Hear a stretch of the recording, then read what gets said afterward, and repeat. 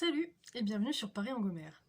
Dans cette vidéo qui va être normalement assez courte, je vais vous parler d'une habitude que j'ai, qui n'est pas extraordinairement rare, mais tout de même, dans mon entourage, je connais peu de personnes concernées.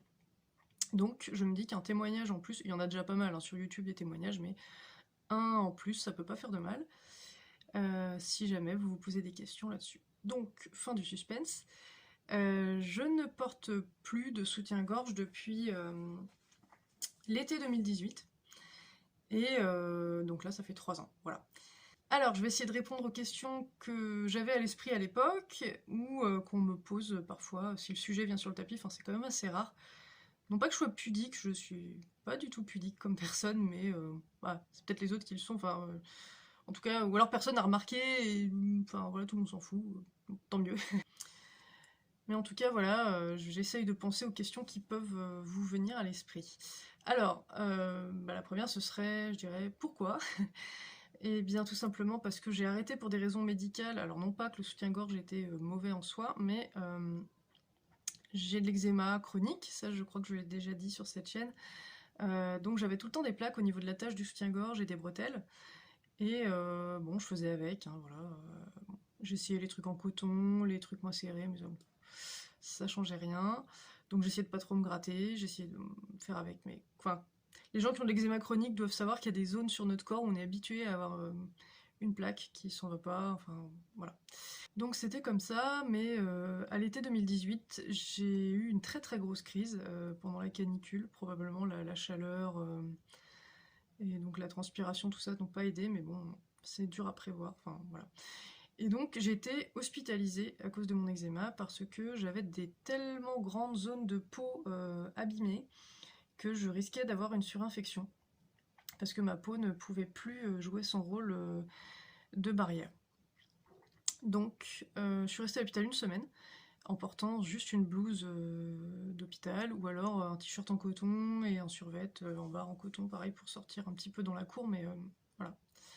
Et en étant badigeonnée de crème à base de cortisone 2 fois par jour, quoi. Je ne portais donc pas de soutien-gorge. Le but était d'avoir le moins de zones de compression possible sur ma peau, donc voilà. Et sortie de là, j'ai continué à porter des vêtements un peu amples et un peu plutôt en coton, plutôt léger en fait, avec le moins de frottement possible. Et donc pas de soutien-gorge pendant plusieurs semaines, le temps que ma peau se rétablisse complètement. Et par la suite, donc j'ai remis des vêtements normaux. Mais j'avais perdu l'habitude d'enfiler mon soutien-gorge le matin, donc un petit peu sans m'en rendre compte, j'ai commencé à sortir avec un jean, un t-shirt et à faire des activités quotidiennes sans en porter. C'est au bout de quelques temps que que j'ai pris conscience que ah bah tiens, ça fait un bout de temps que j'en ai pas mis et ça me pose pas de soucis en fait. Deuxième question, est-ce que ça pose problème avec certaines tenues ou est-ce que ça m'empêche de porter certaines tenues?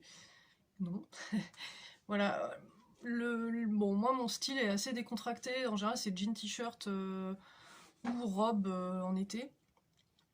Euh, En fait, les seules tenues qui m'ont amené à remettre un soutien-gorge, c'est un ou deux t-shirts qui sont de couleur claire et très moulants et peut-être un peu qui pourraient être un peu transparents.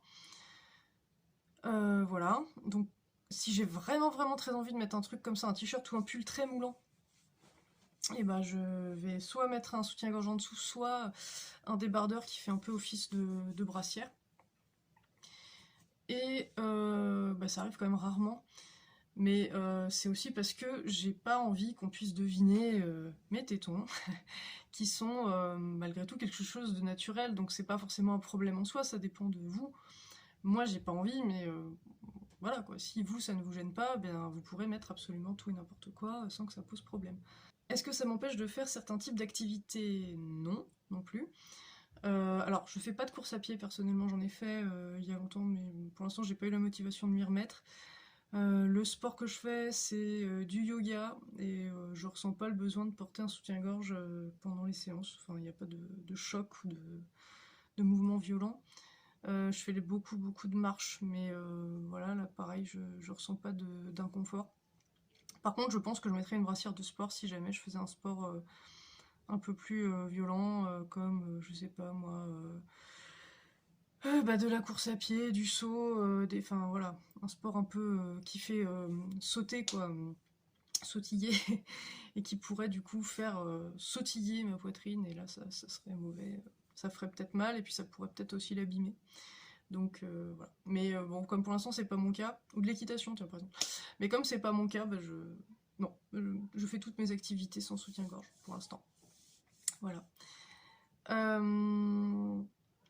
Est-ce que du coup ma poitrine en a subi des dégâts? Non. Alors j'ai pas une très grosse poitrine, je pense que j'ai une poitrine moyenne. Euh, Quand je mettais des soutiens-gorge, c'était en général du 90 ou 85 C, B ou C selon les marques. Donc je pense que voilà, c'est des seins existants qui se voient mais qui sont quand même moyens. Et du coup, j'ai jamais eu mal au dos à cause de mes seins, j'ai jamais eu l'impression que le soutien-gorge m'aidait à les porter, quoi. C'était vraiment plus un genre d'ornement. Enfin, c'était un truc automatique que je mettais parce que pour moi, c'était comme ça. Quand on s'habillait, on mettait un sous-vêtement en bas et un soutien-gorge en haut, quoi. Mais je me posais pas vraiment la question et c'était pas lié à un besoin vraiment de soutien. Euh, alors, je me suis posé la question. J'aimerais pas du tout que mes seins pendouillent plus rapidement ou plus tôt que ce à quoi ils sont destinés, on va dire, mais pour l'instant, ça n'a pas bougé d'un poil. C'est même, je dirais que ça m'a l'air. J'irais pas jusqu'à dire que ça a l'air plus ferme, mais enfin, c'était déjà ferme, mais ça allait toujours et ça pend pas. Alors après, j'ai jamais eu d'enfant moi aussi, hein, donc bon. Et voilà. En tout cas, pas d'effet négatif là-dessus. Donc, par contre, c'est vrai que si j'avais eu une plus grosse poitrine, bah, j'aurais peut-être des soucis. Peut-être que ça me ferait mal au dos, peut-être que j'aurais besoin du coup de quelque chose pour soutenir le poids de mes seins, mais bon, a priori, non. Je dirais que pour les petites et moyennes poitrines, il y a très peu de risques de ressentir un inconfort. Si, il y a quand même la question de comment on se tient, c'est-à-dire que je me tiens très droite. Euh, Merci maman pour ça, qui m'a toujours appris à me tenir le dos bien droit. Donc je suis jamais avachie, même quand je suis sur le canapé. Soit je m'allonge carrément, soit si je suis assise, je suis droite, quoi. Et quand je marche, je suis assez droite. Voilà. Donc je pense que mes muscles sont peut-être bien développés grâce à ça, mes muscles pectoraux. Et, euh, et je pense que les positions avachies favorisent les douleurs dans le dos et puis bah, le fait d'avoir la poitrine qui tombe. Donc au niveau de ma poitrine, directement, rien n'a changé, mais j'ai entendu certaines personnes dire que ça pouvait avoir un effet remontant carrément. Je sais pas, parce que comme elle pendouillait pas à la base, j'ai pas recherché cet effet-là, et puis je peux pas le constater du coup. Mais peut-être. Mais ça, par contre, faudrait consulter, je pense, un médecin, parce que je vois pas pourquoi ni comment ça remonterait les seins, en fait, ni dans quelle mesure. Je peux pas vous dire. Juste que pour moi, ça n'a pas bougé.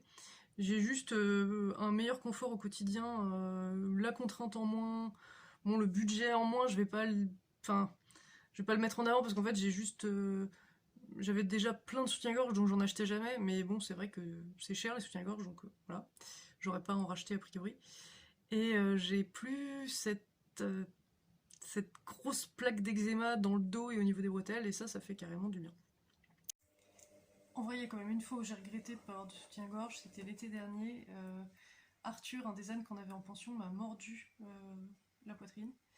Il voulait attraper peut-être un bout de pain ou je sais pas. Il essayait d'attraper. C'est un âne qui mordait beaucoup, donc il essayait d'attraper tout ce qui passait à sa portée en pensant que peut-être ça pouvait se manger. Et ça fait très très très mal. J'ai eu un gros bleu pendant plusieurs semaines. Bon, heureusement, j'ai pu vérifier qu'il n'y avait pas de dégâts. Enfin voilà, c'est pas grave, mais ça peut l'être, ça aurait pu l'être. Et donc, si vous allez rencontrer ou vous occuper d'animaux agressifs, qui en plus ont une tête à hauteur de votre poitrine, bah là, mettez un soutien-gorge, un manteau, quelque chose, quoi. Moi j'étais juste en petit t-shirt, mais en maillot de bain, et voilà. C'est C'est la seule fois. Je crois que j'ai fait le tour de toutes les questions qui me sont venues à l'esprit à l'époque. Si vous en avez d'autres, n'hésitez pas à les poser en commentaire. Est-ce que je vous conseille d'arrêter de porter des soutiens-gorge? Oui, non, enfin pas forcément, je vous conseille rien en fait, vous faites comme vous voulez, mais disons que je pense que ce témoignage peut vous rassurer si vous avez envie d'arrêter mais que ça vous inquiète beaucoup. Voilà, moi en 3 ans, rien n'a bougé. C'est pas la révolution, mais c'est du confort de gagner, donc c'est cool. Et pour l'instant, je compte continuer j'ai l'intention de continuer à faire sans. Euh, donc j'en ressens pas le besoin et que je fais pas d'activité particulière qui demande un soutien. Voilà. Je vous remercie d'avoir regardé cette vidéo, j'espère qu'elle vous a intéressé et si c'est le cas, partagez-la, likez-la, abonnez-vous éventuellement à notre chaîne et dans tous les cas, je vous dis à très bientôt sur Paris-Angomère.